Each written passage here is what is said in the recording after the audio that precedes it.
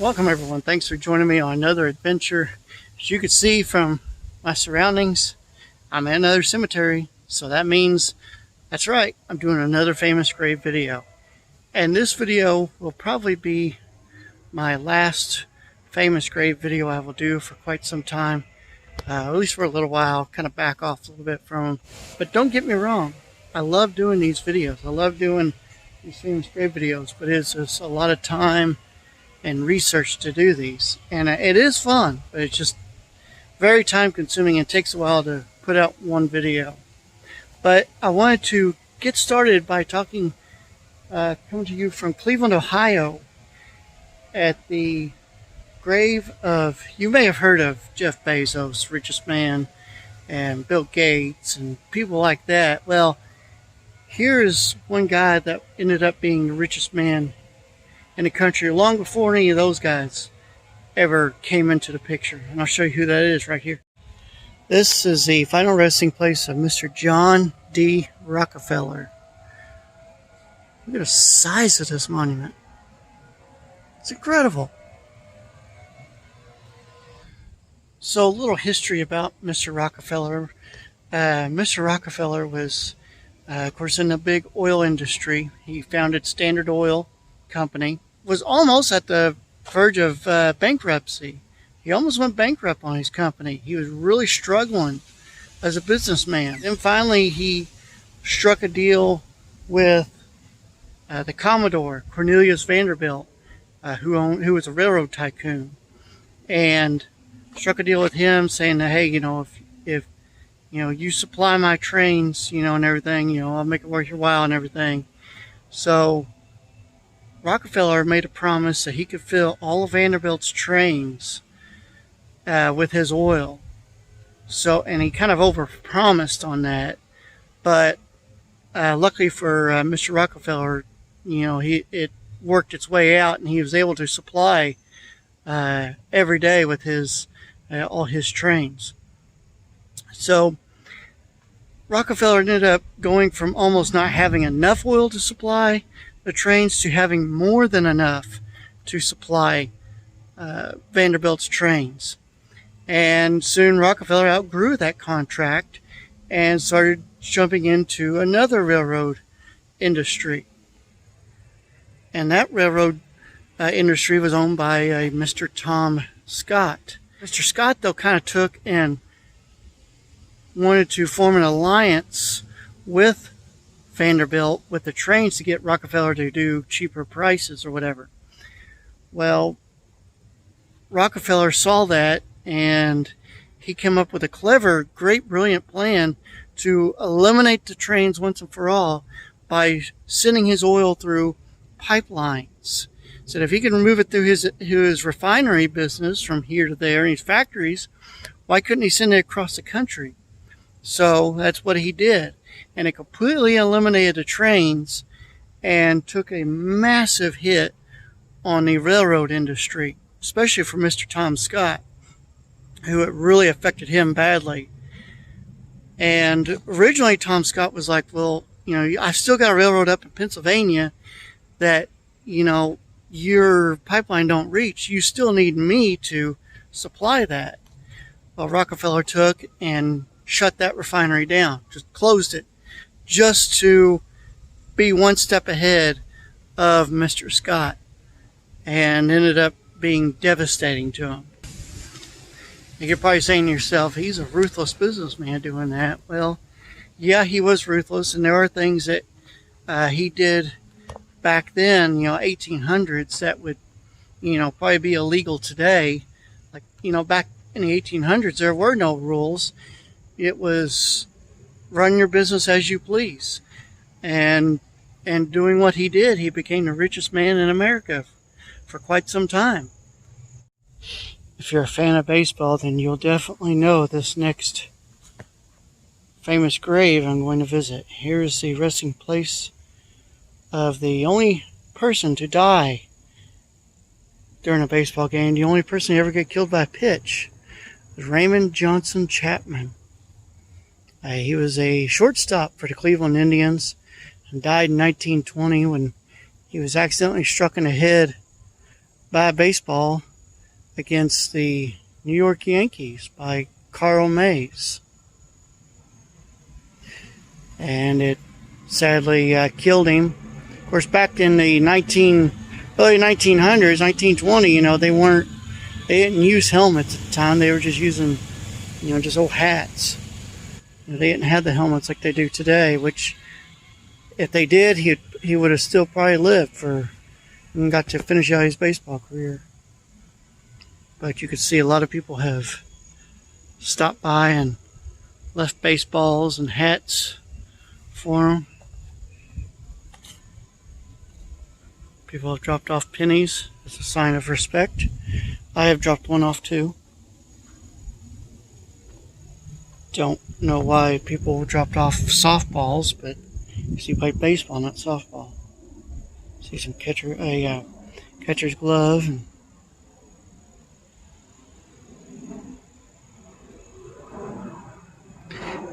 And I think they're trying, if they haven't already, they're really trying to get Mr. Chapman into the Baseball Hall of Fame. I don't know if you could hear this, but there are like hundreds of thousands of birds all around me in these trees. It's like Alfred Hitchcock movie or something over here. This is crazy. On my trip up here to Cleveland, I passed through a ton of stoplights. And all those stoplights are thanks to this man, Mr. Garrett Morgan.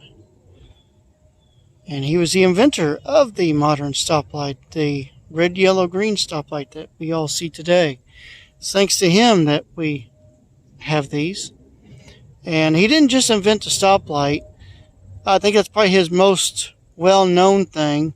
But he didn't just invent that. He also invented, I think, some hair care products, some stuff for sewing accessories. He also invented a gas mask. Now we come to our last stop here in Lakeview Cemetery in Cleveland, Ohio, and that is to the grave of the man who came up with the phrase rock and roll. That is Cleveland DJ Alan Freed. And Mr. Freed came up with the phrase rock and roll back in 1951. And rock and roll is such a great thing. Because of rock and roll, it kind of helped break down the racial barriers. Because it was music that, both sides could enjoy and listen to together. Not have to be separate, not just music for the white people, not music for the black people. Music for both sides. Mr. Freed got this beautiful monument. He passed away in 1965, but he got this beautiful monument back in 2016. This was erected for him. Very beautiful monument. We leave Cleveland, Ohio, and make our way west to Fort Wayne, Indiana, to be exact, which I haven't been this far north Indiana in years. But it's a very special person that lies to rest here by the name of John Chapman. You may remember him by his nickname, Johnny Appleseed. And he lies to rest right here in Fort Wayne, Indiana. Johnny Appleseed was, of course, known for planting apple trees all across Indiana, Ohio, and Illinois. And he was also a missionary. And he was also a smart businessman.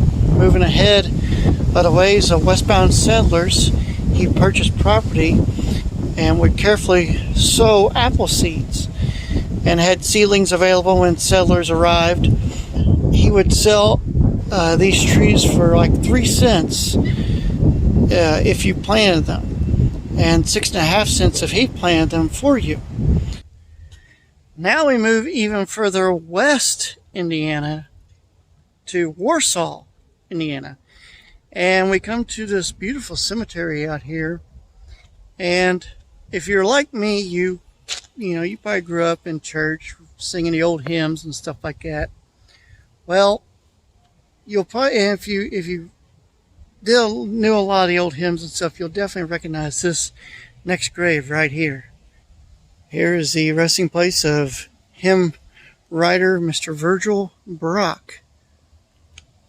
Mr. Brock and his wife together wrote over 500 hymns in their lifetime, and this hymn right here was their most popular hymn that they wrote. Mr. Brock wrote the words to the song, but he didn't know music, but his wife did. So he asked his wife to put the music to it. And lo and behold, it became their most famous hymn. And this is exactly written out, word for word, note for note, the exact hymn, like as if you was opening up in the hymn book. This is exactly correct. I think this is totally awesome. One of the most unique monuments, graves I have ever seen. This is so cool. And please do not, I can read all these notes. I know how to read the music, but please don't ask me to sing it. I'm a musician for a reason. But this is probably one of the most nicest, coolest monuments I've seen. I hate to see how much this would have cost to have this made. But Mr. Brock died in 1978. And his wife died many years before, in 1958. Well, looks like the weather is finally kind of cooperating on the last leg of this famous grave video. I'm in Rushville, Indiana. And no, that is not named after the band Rush, unfortunately. But I am in Arlington East Cemetery in Rushville. I want to take a look at a kind of a sad but heartwarming grave at the same time. Notice it's not the grave of a celebrity, but it is a well-known grave, and it's very unique. Let's check this out. This is the grave of Lova Klein, born in 1902 and passed away in 1908. I'm not really sure exactly what the cause of death was for the child. I just know that it was all I read was a mysterious illness, crippling illness. But after her passing, her father, George, whom she's buried right there in between her mother and father, her father built this little dollhouse, playhouse, whatever you want to call it, for her, and filled it with toys and stuff like that. But after their passing, after both her parents' passings, they were buried over here, and she was buried in a different cemetery. I don't really understand why, but that's how it was. And then her father also left word that he wanted this dollhouse removed after their passing. Again, I'm not really sure why, but that's what they wanted. So the community took and removed Lova from her original gravesite and moved this house and brought it here and relocated her right here in between her parents. And this was in like the 40s or 50s, not long after her parents had passed away. They moved Lova over here, which I think is really great. And now we make our final stop on this famous grave tour to Fairmont, Indiana, to the grave of legendary actor Mr. James Dean. Mr. Dean was only 24 years old when he passed away, but he had already had a couple of really big films, Giant, East of Eden, and probably his most popular film, Rebel Without a Cause. On September 30th, 1955, James Dean was driving to a race in his new Porsche Spyder when he collided with another vehicle and spun him out of control, and unfortunately died of his injuries. You can also see, though, how popular he still is to this day. You see where women have kissed his monument. You see where people have unfortunately been taking and picking away at his monument, taking little pieces with them, which I do not agree with at all. If you come directly across, directly back behind James Dean's grave, if you turn around and go back, you'll see this monument made, carved out in the head of James Dean. I think that's pretty cool. I guess they were some big fans of him. I think that's pretty awesome. So thanks once again for joining me on this adventure. I really enjoyed doing this famous grave tour, and I hope you enjoyed it as much as I did. So I will catch you next time, guys. See ya.